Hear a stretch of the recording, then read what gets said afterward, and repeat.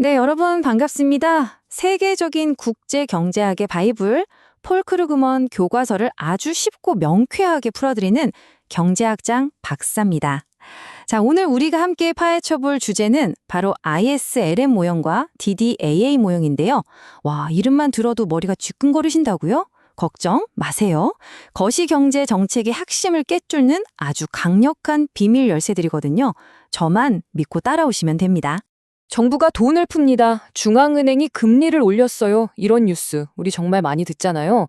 근데 솔직히 이런 결정들이 대체 어떻게 돌고 돌아서 내 월급, 내 지갑 사정에까지 영향을 미친다는 건지 아리송할 때가 많죠.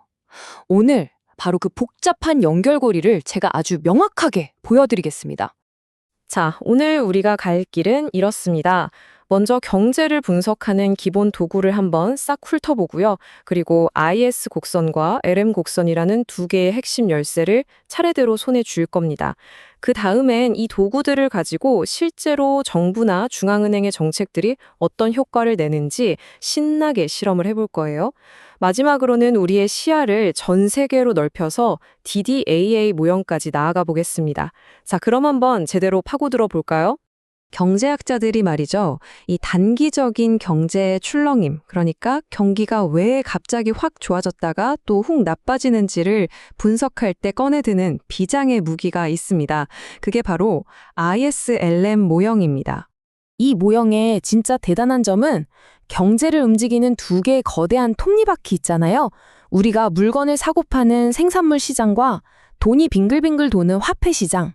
이 두 시장이 어떻게 착착 맞물려서 돌아가는지를 한눈에 보여준다는 겁니다.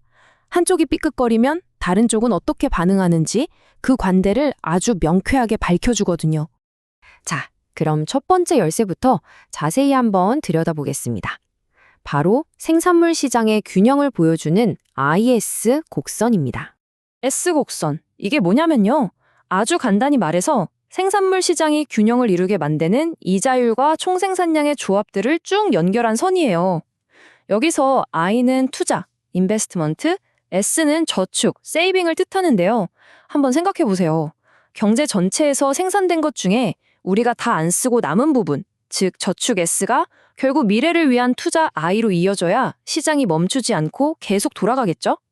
바로 그 균형점들을 모아놓은 선이 IS 곡선인 겁니다. 와, 갑자기 웬 수식이냐고요? 전혀 쫄 필요 없습니다. 이 식은 사실 우리나라에서 만들어낸 물건들은 대체 누가 다 사가는 걸까에 대한 대답이에요.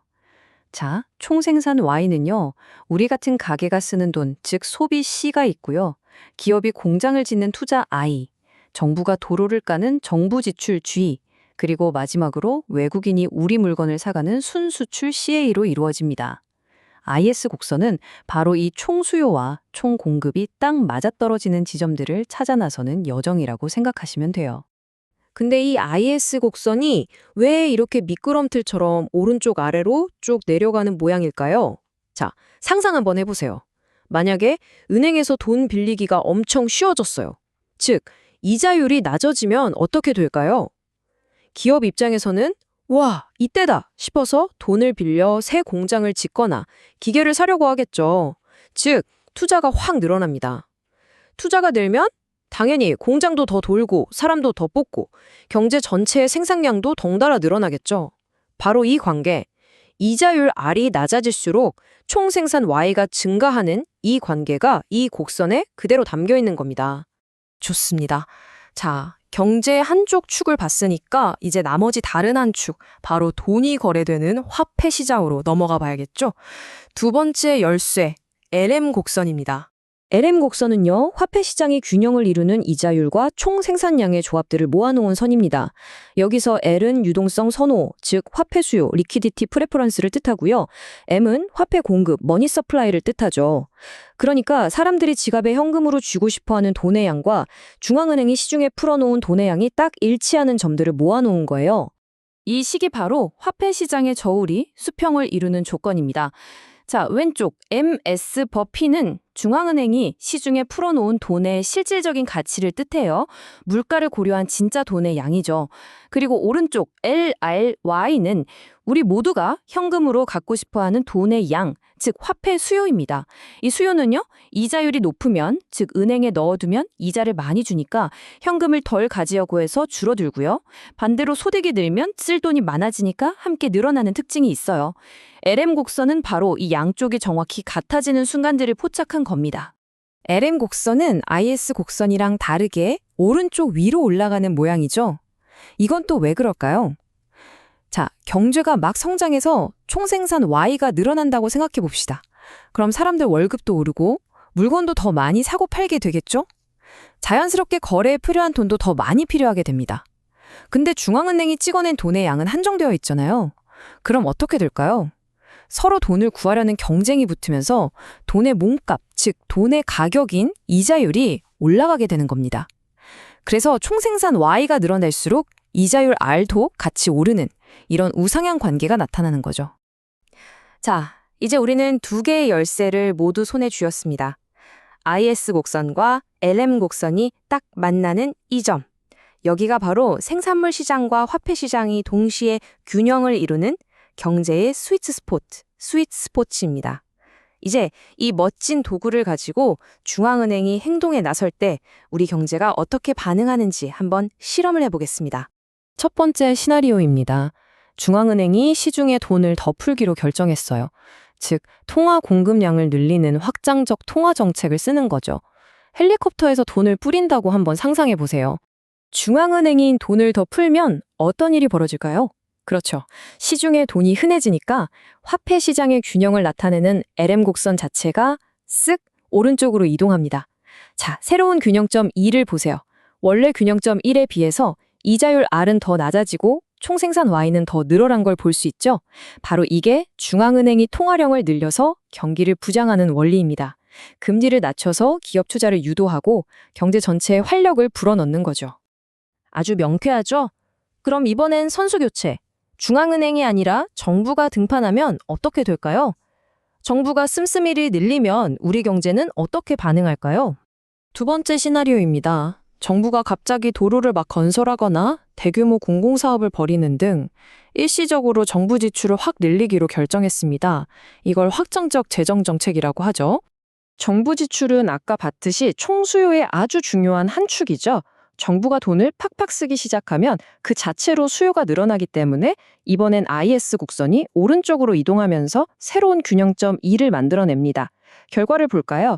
총생산 Y는 늘어났지만 동시에 이자율 R도 상승했네요. 이게 뭘 의미하냐면요. 정부가 돈을 쓰면 경기는 부양되지만 정부가 돈을 빌리려는 수요가 늘면서 시중의 이자율을 밀어 올릴 수도 있다는 걸 보여주는 겁니다. 자칫하면 민간 투자가 위축될 수도 있겠죠. 지금까지 살펴본 ISLM 모형, 경제정책을 이해하는 정말 강력한 도구 맞죠? 하지만 이건 사실 어디까지나 한 나라 안에서만 통하는 얘기예요. 다른 나라와의 교류가 없는 폐쇄 경제를 가정한 말하자면 우물안 개구리 모형인 셈이죠. 현실 경제는 그렇지 않잖아요. 그래서 국경을 넘나드는 국제 경제를 분석하기 위해서는 이 ISLM 모형을 한 단계 업그레이드할 필요가 있습니다. 바로 이 한계를 극복하기 위해 등장한 것이 DDAA 모형입니다. 두 모형의 차이는 아주 명확합니다. ISLM이 이자율 R을 중심으로 국내 경제를 들여다봤다면 DDAA 모형은 여기에 환율, 이라는 아주 중요한 변수를 도입해서 개방 경제, 즉 글로벌 경제를 분석합니다. IS 곡선은 DD 곡선으로, LM 곡선은 AA 곡선으로 진화하는데요. 기본적인 논리는 ISLM과 똑같아요.